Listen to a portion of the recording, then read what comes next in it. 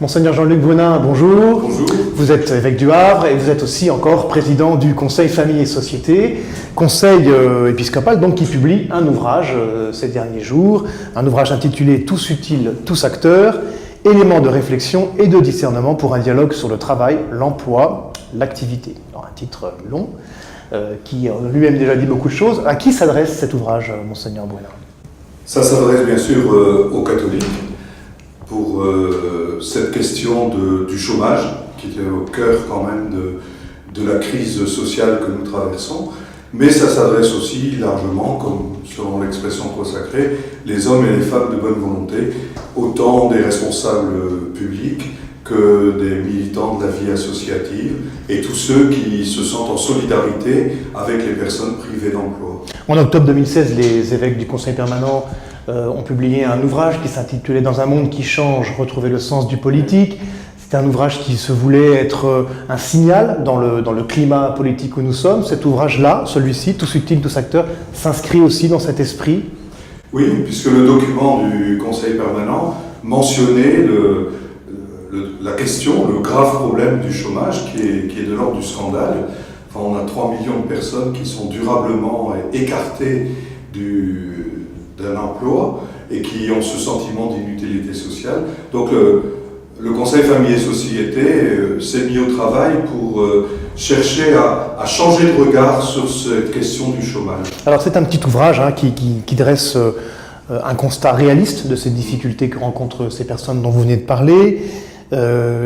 Certaines sont actives, d'autres sont retraitées. Donc c'est un ouvrage, bien que bref, qui se veut en fait brosser un large tableau de cette question. Quelles sont les pistes que vous voudriez nous donner, que vous retenez plus particulièrement que cet ouvrage propose? D'abord, nous avons voulu changer notre regard sur la question du chômage. Ne pas avoir le nez fixé sur les statistiques et les courbes pour savoir si elles montent ou elles descendent, mais remettre au cœur de la réflexion l'humain. Ces 3 millions de personnes qui aujourd'hui sont durablement à l'écart de l'emploi et qui ont une insécurité profonde par rapport à leur avenir et un sentiment d'inutilité sociale qui génère d'ailleurs des souffrances. Or, on constate que dans notre société, quand on ne regarde que des statistiques, on parle de volants incompressibles, de chômage, et on oublie les hommes. Et nous avons voulu mener notre réflexion sur la base de l'interpellation que ne cesse pas de lancer le pape François, c'est cette culture du déchet. Est-ce qu'on peut accepter que 3 millions de personnes vivent en dehors d'un développement social?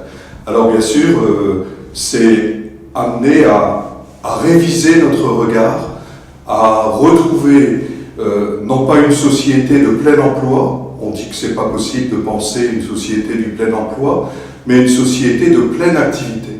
Parce qu'il y a aujourd'hui des besoins auxquels on ne peut pas répondre. Et parmi ces personnes qui sont mises à l'écart, il y a des compétences.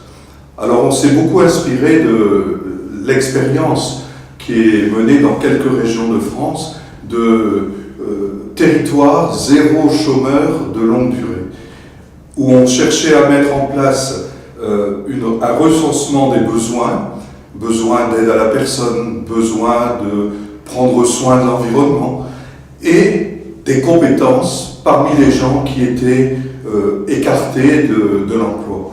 Et la question, c'est de dire comment retrouver une activité pour tous.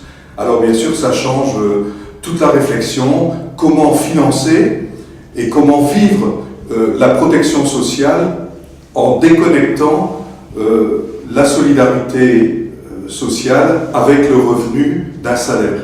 Donc s'il n'y a pas de société du plein emploi, on ne peut pas accepter une société où des gens restent sans activité, sans utilité sociale. Et en vous entendant, on a bien l'impression aussi que vous voulez volontairement déconnecter la statistique, le chiffre global de la proximité, de la rencontre, de la personne humaine. Finalement, il y a quelque chose de, peut-être un message spécifiquement chrétien aussi dans cet ouvrage que vous voulez faire passer. Oui, et puis je dirais l'attention aux personnes et un peu, je dirais, le style du pape François, c'est partir de l'expérience concrète des personnes. Et je pense tout le travail qui a été mené avec à la fois des responsables d'entreprise qui disent comment ils essayent d'avancer pour une attention à des personnes en précarité ou écartées du travail. Il y a une dimension sociale de l'activité de l'entreprise et il y a aussi, avec le Secours catholique, se mettre à l'écoute de ceux qui vivent cette situation. Et du coup, ça appelle, alors le texte ne donne pas de recettes, de solutions, c'est pas à l'Église qu'il appartient de donner des solutions, mais néanmoins, on offre des perspectives.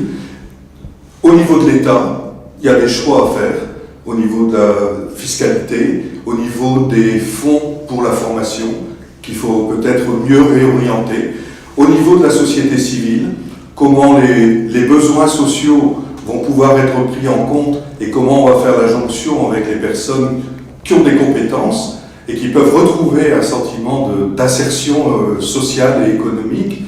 Et puis au niveau personnel, dans le choix par exemple de notre épargne, comment on gère notre épargne. Voilà, il y a un certain nombre de perspectives, ce ne sont pas des solutions toutes faites. Et le but, et c'est un peu la finalité du Conseil Famille et Société, c'est de fournir des éléments de réflexion et de discernement pour engager un débat en vue d'une action efficace. Ce livre s'intitule « Tous utiles, tous acteurs », donc vous venez de citer un certain nombre d'acteurs qui pouvaient rentrer en jeu.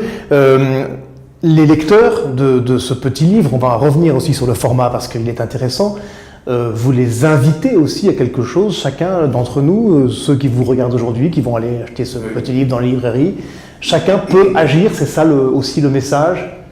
À tous les niveaux.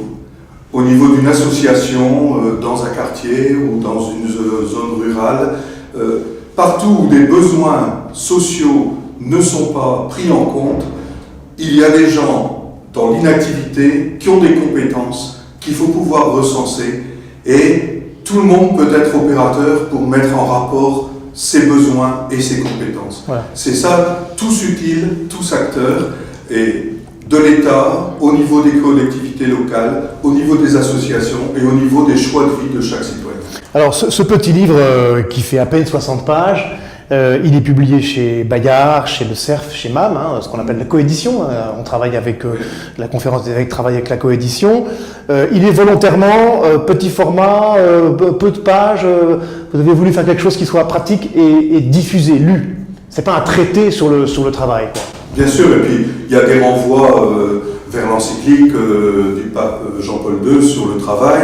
On fait des notes. On n'a pas voulu faire un long texte qui aurait été dissuasif. Là, finalement, c'est un format poche et peut-être que des acteurs sociaux, dans une rencontre réfléchissant sur cette question du chômage, puissent finalement le sortir de leur poche et puis prendre tel ou tel aspect, telle ou telle perspective et voir comment on peut la mettre en œuvre. Voilà, donc c'est 4 €, ce petit livre, 4 €, vous le trouvez dans toutes les librairies. C'est intéressant de se le procurer parce que finalement, en quelques pages, on peut se faire une idée non seulement de l'état de notre pays par rapport à cette question du travail, mais aussi de ce que chacun peut faire. Merci beaucoup, Monseigneur Jean-Luc Brunin. Merci. Et puis bonne route pour la suite de vos activités. Merci. Merci, Père.